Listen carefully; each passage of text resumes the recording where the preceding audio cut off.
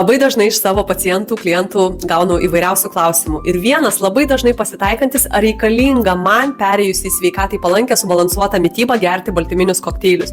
Baltymų kokteiliai nėra būtini nei svorio metimui, nei sveikatai palaikyti. Jie tapo populiarūs ne todėl, kad kūnas jų reikalauja ar kad mums trūksta baltymų iš normalios mitybos, bet tai yra patogus sprendimas.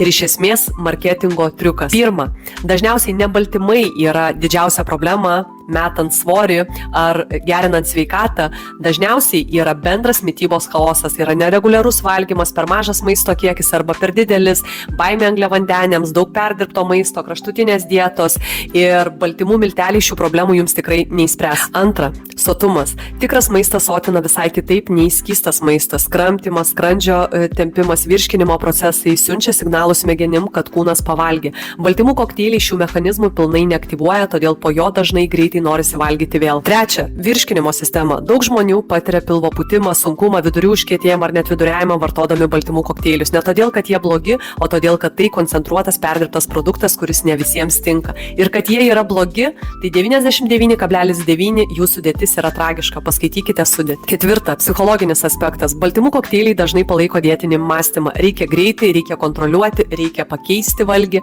Tai stiprina atotrūkį nuo kūno pojūčių, realaus alkio ir sotumo supratimo. Baltyminiai kokteiliai su kokybiška sudėtim gali būti priskirti gydytojo prie tam tikrų diagnozių, kada organizmui trūksta ir žmogus negali suvartoti iš tikro maisto. Bet kiekvienas, kuris nori pagerinti savo sveikatą, numesti nereikalingus kilogramus, perdirbtų baltyminių kokteilių integraciją į savo mitybą turėtų žiūrėti skeptiškai. Pirmiausia, paskaitykite sudėtį. Jeigu nesate profesionalus sportininkas ar priskirtos jums medikų tam tikros diagnozės, kurių metu rekomenduojama praturtinti mitybą baltyminiais kokteiliais, tai tikrai žiūrėkite į visą tai su dideliu šauktuku. Mūsų kūnui reikia normalaus maisto, reguliaraus valgymo, pakankamos energijos, raumenų saugojimo, santykio su savo kūnu be kraštutinumų. Esminė žinutė, kurią turite atsiminti, tai yra tikrų, gerų, neperdirbtų baltymų mes turime į valias ir mes juos turime vartoti. Patiko mano patarimai? Spausk like, rašyk komentare daugiau patarimų ir dalinkis su draugais. O jeigu nori sužinoti, kas yra tie gerieji baltymai ir kaip juos įtraukti į mūsų racioną pakankamais kiekiais, kviečiu tave